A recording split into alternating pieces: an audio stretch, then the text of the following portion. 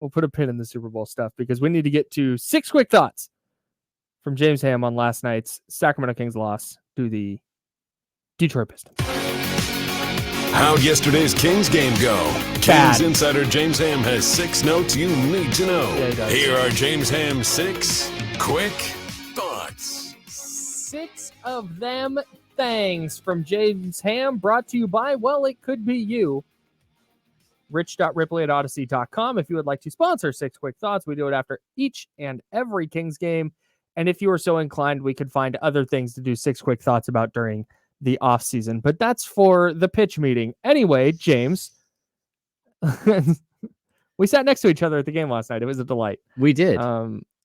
Your first quick thought on the Kings loss. Didn't have it. No, they didn't. De'Aaron Fox was a step slow from the jump, and it hurt his team's chance to win. Boy, did it. 12 points, 7 assists, 0 for 4 from 3, 5 of 14 from the field. He just looked like he was exhausted. I don't know, Kyle. He looked like he wasn't ready to compete. And I'm not sure why that was. Earlier today when I said, you know those times where you just look like you don't want to be at work and you're going to punt it today? Yep. In fact, you know what? Specific example, going to call myself out. On Tuesday, I have a writing job, NinersWire.com. Check it out. That requires like a lot of work. And on Tuesday, my contributor wrote something and I wrote something, which is well short of what I need to be doing, especially this week. And I'm like, you know what? I'm just not feeling it today. I'm out. I'm done.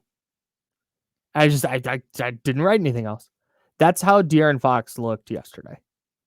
Like he just, and again, I don't know. I'm not in the guy's head. Maybe he's banged up. Maybe he's got something going on. I have no clue. I based on my assessment of watching him on the court, he looked like he didn't have it, to use your wording. Yeah, he just looked like he wasn't ready, wasn't engaged. Like tough. And the worst part is like when nothing is going right and then he walks into a 3 in transition. That's usually when it's like, or with 17 on the clock and you're like, okay, look, man, like it's okay. If you want to be a facilitator tonight, be a facilitator and be a defensive player. That's fine. And he had 7 assists. Mm-hmm. But don't go 5 of 14. Like find somebody else. Like look to somebody else to lead the charge. Well, the thing that's weird is, I mean, he goes 5 of 14. He missed a dunk. Mm-hmm. He missed a couple of shots in the paint that you normally see go down for him. It wasn't there. The number I circle, and this is something that you brought up, and ever since you brought it up, it's glaring to me. The 0 for 4 from the stripe. Oh, you yeah. You can tell what kind of night De'Aaron Fox is going to have by how his first couple of free throws go. No, totally. And he goes 0 for 4 from the stripe. On the defensive end, he got a little physical. Thought maybe there was an offensive foul. Then he gets whistled for a foul, and it just wasn't. Yeah. It wasn't checked in. No, I mean, to be honest with you, that was a game where I didn't think Davion Mitchell played exceptionally well either. He had some moments, but it was a game where Mike Brown was just kind of searching. Like, what are you going to do? Like, there comes a point, though, where he does need to say, okay, like, look, if that's what we're doing here, then I need to try somebody else at your position. Yeah. For tonight. Like, I'm not saying. Yeah, it doesn't have to be a permanent thing, but. No. Like send some kind of message, I guess. Yeah. Hey, look, if that's where we're at, then let's go ahead and try something different. All right, number 2. Trey Lyles, elite shooter. Former Piston.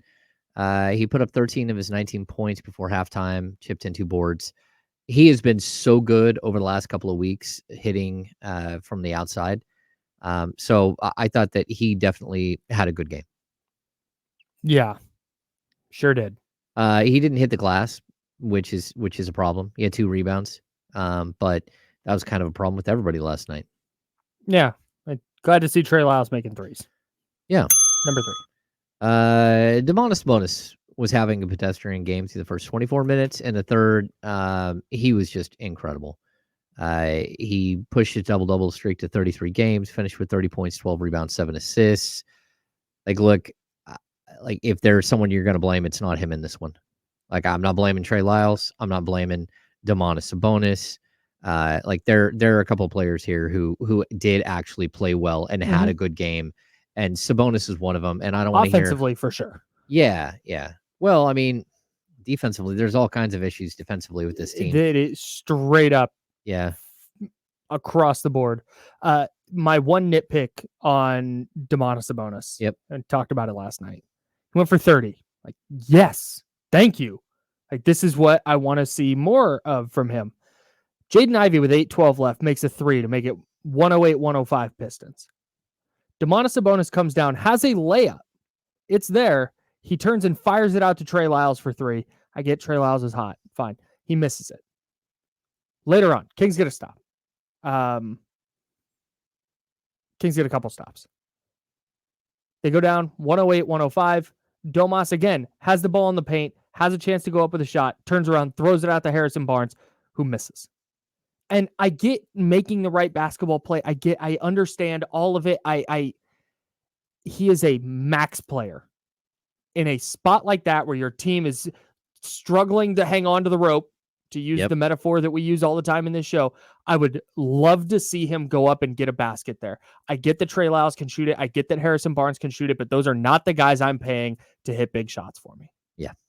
And that's again, he was very good last night, but those two possessions just stick in my craw. Yeah, I know. I could see like that possession when he's just right there. All he had to do is, and he's on his left. Right. He's on his left and he's got an open, it's right there. And he hits the guy in the corner. I didn't get it. Like if there's 30 seconds left, great play, great pass. You need a 3 there. There's 8 minutes to go. You take your 2 points. Yeah. Cut it to 1. Keep the momentum. Anyways, that's like I said, just nitpicking. He was obviously very good last night. He was. Number 4. The Flying Monk. Malik Monk took a while to get going, like most of the other Kings. But once he started sprinting around the court, he put on show. He struggled from 3, but managed 23 points, 10 assists, and 2 blocks. And again, I will repeat this. Malik Monk leads the Sacramento Kings in blocks. That's a problem. You're a 6 man. Who's not an awesome defender either. Who might be 6'3". Ooh. Generously. He's listed at 6'3", but might be 6'3". That is who leads your team in blocks. And he's played really well for most of the season. He woke up out of his little slumber here and he's been, he's kind of back on the right path, but definitely one of those things where like he was there. He was present. He was ready. Tough to squander a 23-10 game from your 6th man. Yeah. And a 30-12 with 7 assists game from your center. Yeah, that's bad. Number 5. Kevin Hunter came out firing. He knocked down 3 straight triples to open the game, finished with 4 of 9. So that's a problem. So that means he finished 1 of 6, but 16 points. And then he got ejected, Kyle. He got ejected. You know what? Honestly, good for him. Like finally somebody did something abrasive. Yes. God. And he earned it too. Malik Monk got fouled on that 3. No call. Kevin Huerter goes down. Intentional foul. Barked at the ref. Double T. He's gone. Like, you know what? I'm fine with it, especially in that spot. Yeah. The game was over. Get your T's. Get your money's worth. Very interesting to see a player get double T that we never see get text at all. Yeah. Number 6. Stepped on the gas. With Fox out of sorts, Kings needed a boost. Davion Mitchell made the decision to push the pace. He made the decision to push the pace within the half court set, which I thought was really interesting. He's quick. He needs to use it more often. And I thought he was all right. 9 points and an assist. Yeah, he looked more in the preseason. There was a feeling of, wow, Davion's playing with a lot more certainty.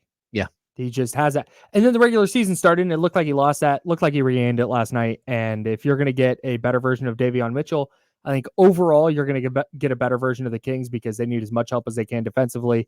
And if he's not going to be a negative offensively, I think you're going to see a lot of Davion Mitchell minutes down the stretch here. All right.